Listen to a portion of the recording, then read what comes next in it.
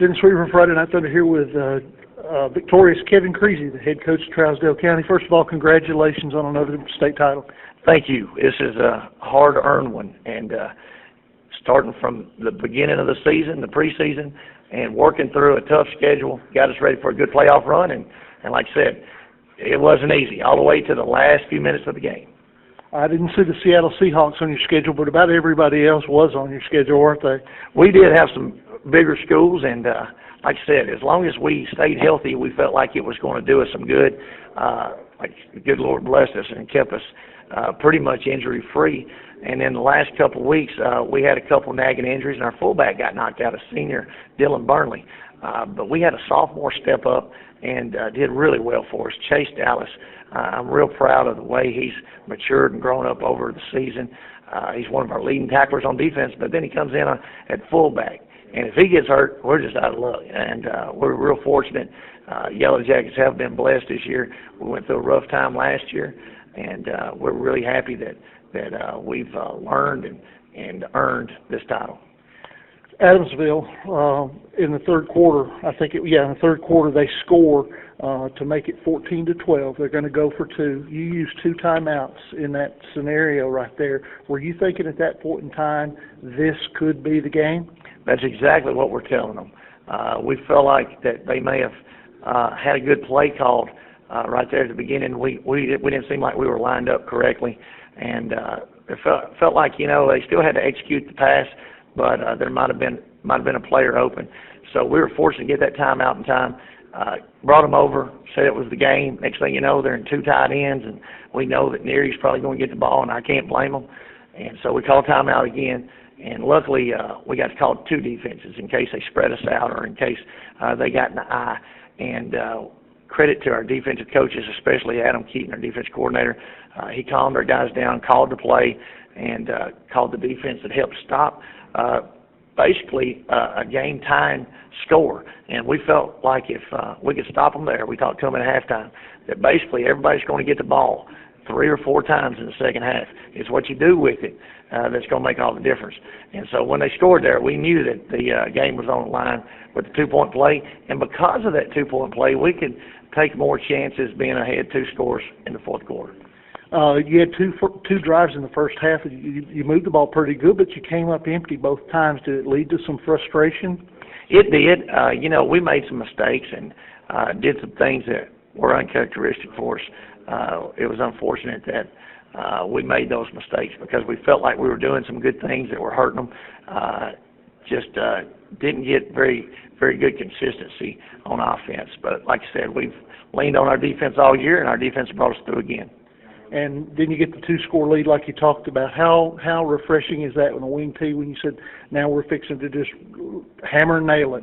Yeah, it was good to know that we could go up, take our time, and get a good play called, and then we actually were able to get ourselves in better situations, and that was critical. In the fourth quarter, calling good plays and getting ourselves in good position to make first downs. We weren't necessarily worried about the home run. We were just trying to get first downs, and got to give credit to Adamsville. There were several occasions in which they put us in bad situations, and it's kind of like playing left-handed a few times, and it made us uncomfortable.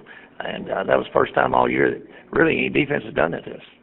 All right, you got 3 state championships in the last 6 years. A lot of communities, a lot of programs will be real happy about that. Is that par for the course in Hartsville?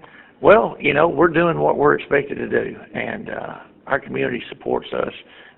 They understand if we lose that it's one of those things that happen, but our guys are going to give it 110%. We're not going to win a championship every year. Nobody can, but we definitely can play like Yellow Jackets, and we can give 110%. We can play to the final whistle. We can put that gold hat on people, and whether we're 8-4 or 14-0, we feel like there's a standard that you have to hold up, and it's been that way for over 100 years.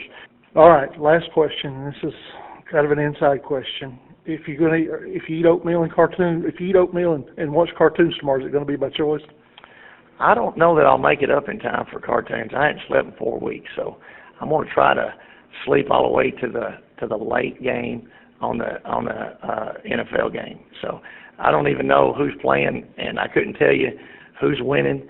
I saw that. You really probably don't care. You know, I don't care. I couldn't tell you Vandy or Tennessee's record.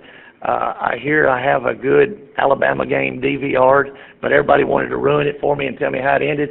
But like I said, for 4 weeks, us as coaches and our players have made a commitment that we're going to put this team first.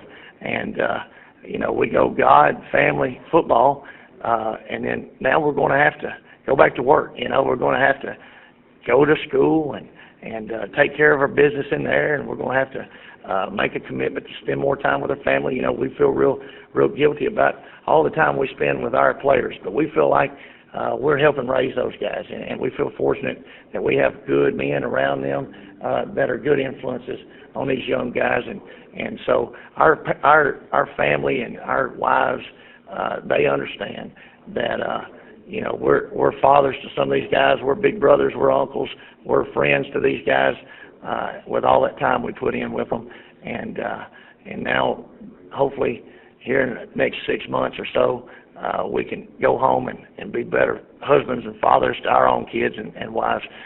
So it's kind of rough knowing the commitment and the hard work and the time especially that goes in to a state championship run.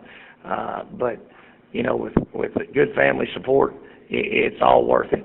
And now we can go back and do our jobs as husbands and fathers and things. And so we've left this senior class with a memory they'll never forget. And the biggest thing is they're leaving with relationships that they'll never forget. And the relationships with us as coaches and their teammates are the thing they'll remember more so than any 2-point play. Kevin Creasy, nobody does it better. Thanks, Coach. Thank you for having us.